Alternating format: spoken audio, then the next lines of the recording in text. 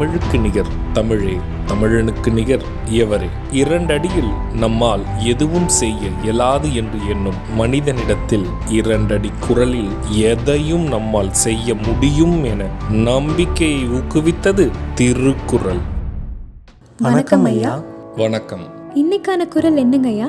இன்னைக்கான குறள் அதிகாரம் 121, நினைந்தவர் புலம்பல். குறள் எண் 1210. விடாது சென்றாரை கண்ணினால் காண படாதி வாழிமதி. இந்த குறளுக்கான பொருள் என்னங்கய்யா? இதற்கான பொருள், நிலவே நீயாவது எனக்கு உதவி செய், என்னை பிரியாது இருந்து இப்போது பிரிந்து சென்று விட்ட காதலரை உன்மொழி கொண்டாவது நான் தேடிக் கண்டு பிடித்துக் கொள்கிறேன். இதுக்கு ஒரு சின்ன உதாரணம் சொல்றீங்களா? இதற்கான உதாரணம், காதலன் தன்னை விட்டு பிரிந்த துயரத்தால் காதலி நிலவிடம் உதவி கேட்கிறாள்.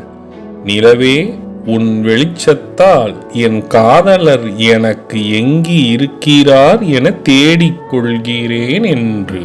நான் சொன்ன குறளும் அதோட விளக்கமும் உங்களுக்கு பயனுள்ளதா இருந்ததா?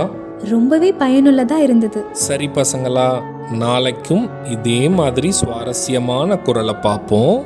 நாளைக்கும் இதே மாதிரி இன்னொரு குறள் பத்தி தெரிஞ்சுக்க ஆர்வமாவும் இருக்கும்.